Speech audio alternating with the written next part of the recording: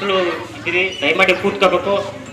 ನಿಮ್ಮನ್ನ ರಂಜಿಸಲು ನಿಮಿಕ್ರಿ ರಾಜ್ಯವರು ಬಂದಿದ್ದಾರೆ. ನಮ್ಮ ಮಾತಾದ್ಮೇಲೆ ಅವರು ನಿಮ್ಮನ್ನ ಮಿಮಿಕ್ರಿ ಮೂಲಕ ಹಲವಾರು ನಟರ ಧ್ವನಿ ಅನುಕರಣೆ ಮಾಡುವ ಮುಖಾಂತರ ನಿಮ್ಮನ್ನು ರಂಜಿಸಲಿದ್ದಾರೆ. ಇಂತಹ ನಾವು ಸದುಪಯೋಗ ಪಡಿಸ್ಕೋಬೇಕು. ಯಾಕೆಂದ್ರೆ ಭಾರತದ ಸಾಮಾಜಿಕ ವ್ಯವಸ್ಥೆ ಇದೆಯಲ್ಲ, ಒಂದು ರೀತಿ ವಿಷಮ ಪರಿಸ್ಥಿತಿ.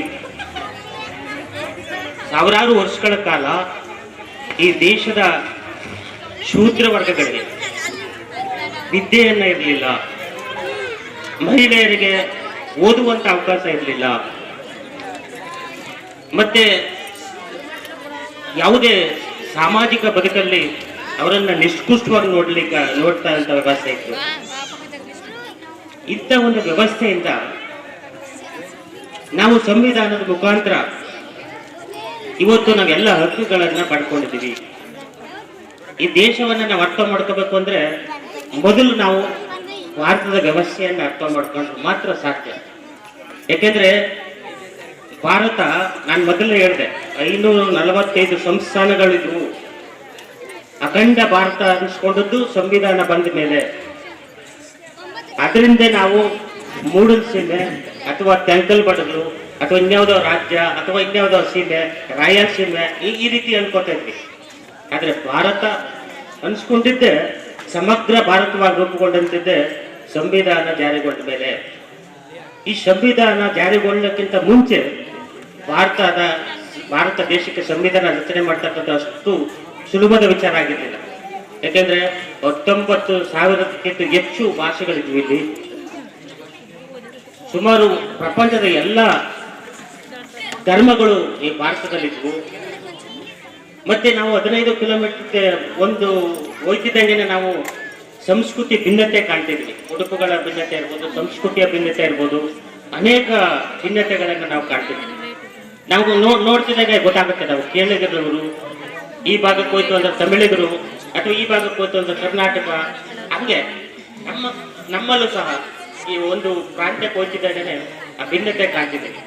ಇಷ್ಟು ವೈರುಧ್ಯದಲ್ಲಿ ಇಷ್ಟು ಭಾಷೆಗಳಿರ್ತಕ್ಕಂತಹ, ಇಷ್ಟು ಧರ್ಮಗಳಿರ್ತಕ್ಕಂತಹ ಈ ದೇಶಕ್ಕೆ ಸಂವಿಧಾನ ಬರೀತಕ್ಕಂಥದ್ದು ಅಷ್ಟು ಸಾಮಾನ್ಯದ ಕೆಲಸವಾಗಿರಲಿಲ್ಲ. ಅಂತಹ ಮಹತ್ತರವಾದ ಜವಾಬ್ದಾರಿಯನ್ನು ಹೊತ್ತಿದಂತಹ ಪರಮ ಪೂಜ್ಯ ಡಾಕ್ಟರ್ ಬಾಬಾ ಸಾಹೇಬ್ ಅಂಬೇಡ್ಕರ್ ಅವರು ಇಡೀ ಜಗತ್ತಿನಲ್ಲಿ ಅವತ್ತು ಅವರಷ್ಟು ವಿದ್ಯಾವಂತರಾಗಿರ್ತಿರ್ಲಿಲ್ಲ, ಯಾರೂ ಇರಲಿಲ್ಲ ಜಗತ್ತಲ್ಲಿ. ಭಾರತೀಯರು ಸ್ವಾತಂತ್ರ್ಯ ಸಿಗುವಂತ ಸಂದರ್ಭದಲ್ಲಿ ಸ್ವತಂತ್ರ ದತ್ತು, ಆದ್ರೆ ನಮಗೆ ವರದಾನವಾಗಿ ನಿಂತಿದೆ. ಇವತ್ತು ನನಗೆ ಬಹಳ ಖುಷಿ ಆಗ್ತಿದೆ, ಈ ವೇದಿಕೆ ಮೇಲೆ ನಿರೂಪಣೆ ಮಾಡ್ತಕ್ಕಂಥದ್ದು ಮಹಿಳೆ. ಆದ್ರೆ ಇದೇ 75 ವರ್ಷದ ಹಿಂದೆ ಮಹಿಳೆಯರನ್ನ ವಿದ್ಯೆ ಕಲಿಯಾಗಿರ್ಲಿಲ್ಲ, ಅವರು ಯಾವುದೇ ರೀತಿ ಸಾಮಾಜಿಕ ವ್ಯವಸ್ಥೆ ಒಳಗಡೆ ಭಾಗಿಯಾಗಿರ್ಲಿಲ್ಲ, ಮತ್ತೆ ಅವರು ಯಾವುದೇ ರೀತಿಯ ಬರೀ ಮನೆ ಅಡಿಗೆ ಸೀಮಿತ ಆಗಿರ್ಬೇಕು ಅಂತಕ್ಕಂಥ ಒಂದು ಅಘೋಷಿತ ನಿಯಮಗಳಿದ್ವಿ. ಅಂದ್ರೆ ಮನು ಸಂವಿಧಾನ ಅಂದ್ರೆ ಅದು ಒಂದು ಶೋಷಿತ ವ್ಯವಸ್ಥೆಯ ಒಂದು ವಿಧಾನ. ಅಂದ್ರೆ ಬ್ರಾಹ್ಮಣ, ಕ್ಷತ್ರಿಯ, ವೈಶ್ಯ, ಶೂದ್ರ ಅಂತಕ್ಕಂಥದ್ದು. ಈ ಶೂದ್ರ ವರ್ಗದ ಒಳಗಡೆ ಬರ್ತಕ್ಕಂತಹ ಇವತ್ತು ನಾವೇನು ಹಿಂದುಳಿದವರು ಅಂತ ಹೇಳ್ತಿದ್ದೀವಿ, OBCಗಳು ಅಂತ ಹೇಳ್ತಿದ್ದೀವಿ, ಮತ್ತೆ ಅತಿ ಶೂದ್ರರು ಅಂತ ಹೇಳ್ತಿದ್ದೀವಿ. ಇದೆಲ್ಲರೂ ಇಡೀ ದೇಶದ ವ್ಯವಸ್ಥೆ ಒಳಗಡೆ, ಅಂದ್ರೆ ಈ ದೇಶದ ಮೂಲ ನಿವಾಸಿಗಳು ಕೇವಲ ಮೇಲುವರ್ಗಗಳ ಸೇವೆ ಮಾಡ್ಕೊಂಡಿರ್ಬೇಕಾದಂತ ಒಂದು ನಿಷ್ಕೃಷ್ಟ ಸಾಮಾಜಿಕ ವ್ಯವಸ್ಥೆ ಇತ್ತು.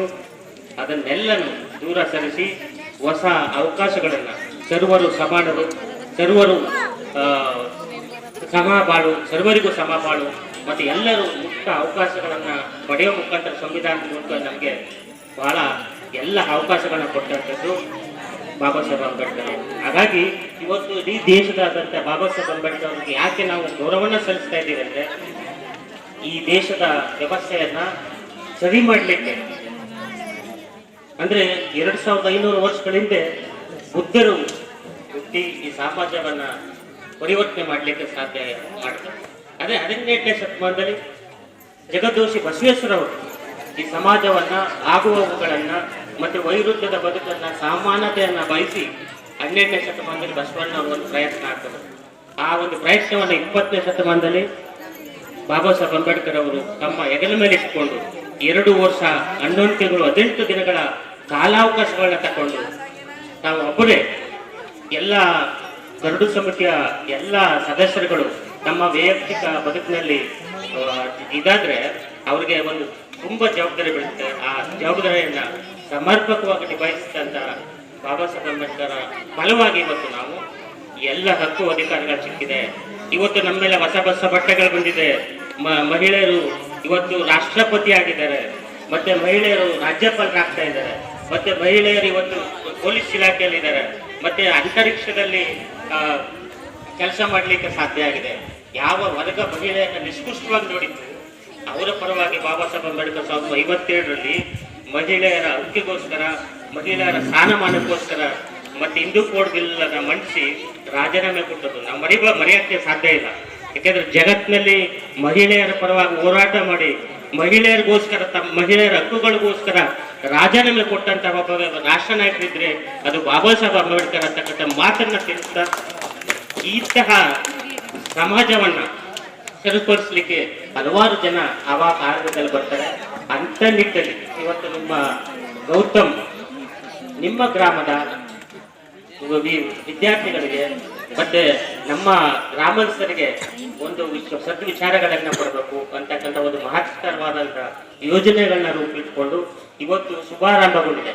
ಇವತ್ತು ಅವರ ಕಾರ್ಯ ಇವತ್ತು ಪ್ರಾರಂಭ ಆಗ್ತಿದೆ. ಇನ್ನು ಹಲವಾರು ಶಾಲೆಗಳಲ್ಲಿ ಅವರ ಒಂದು ಸೇವೆಯನ್ನ ಈ ಮುಖಾಂತರ ತಲುಪಿಸಲಿಕ್ಕೆ ಪ್ರಾರಂಭ ಮಾಡಿದ್ದಾರೆ, ಶುಭಾರಂಭ ಮಾಡಿದರೆ ಅವರ ಕಾರ್ಯಕ್ಕೆ ನೀವೆಲ್ಲರೂ ಹೆಚ್ಚಿನ ರೀತಿಯಲ್ಲಿ